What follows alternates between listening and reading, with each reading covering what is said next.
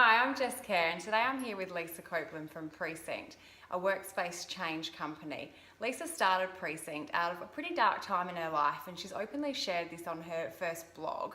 And it really resonated with me, Lisa. You've had such an evolution, and you've obviously gone through a real emotional journey. Can you tell me a little bit about that? Yeah, well, so I've obviously been consulting internationally for a long time, and led some really big projects, and that was always, I suppose, how I defined myself, although I didn't know it at the time. Yeah. So about 2 years ago, or a year and a half ago, gets a bit muddled when it's quite emotional, doesn't it? I actually, the business that I was in managing director for fell apart, and a massive project that I had got put on hold, and I relocated my family back to Brisbane. Yeah. And your little boy started school. Yeah, my little boy started school.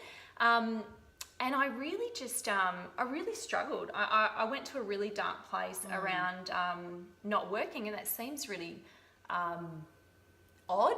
But I think what happened was I realized that my value was so caught up in my work. Yeah. And when I wasn't working, I started to question what my value was. So you had connected so much success to your and worth to your work. Correct. That all of a sudden you were lost. Yeah, so achievement and success really defined who I was and my value. And I didn't know it at the time, but that was really, I was professional, I was, I delivered, I get stuff done, really, really focus on achievement and really success. task orientated. Really task orientated, yeah. So I had about 5 months where I wasn't working, and not for a event of trying, but it was really painful. I feel a bit embarrassed to say that because there's so many other things in the world that are, people go through that are painful, but it was really painful for me. It's all relevant, because it was, because it was all about my value, and I sat with that pain every day. That's a really brave thing to do, because a lot of people decide when things are uncomfortable that they'll run, shy away from it. Yep. So you obviously knew that this was a time in your life where you really had to face this. Yeah. So what was that like for you to sit with that discomfort and almost embrace being uncomfortable? Oh, I felt sick. Yeah. I had really great friends around me who I'd call every day, but tears every day, and what's my worth? What's the point of my life? Those are things that are quite hard to deal with. But by sitting with that pain, it was only through sitting with that pain and really feeling it that I started to question it and say, why? Why am I upset about this? What's wrong with it? And as I started to do that and sort of peel down the layers of why I was upset, I started to realize that I have value.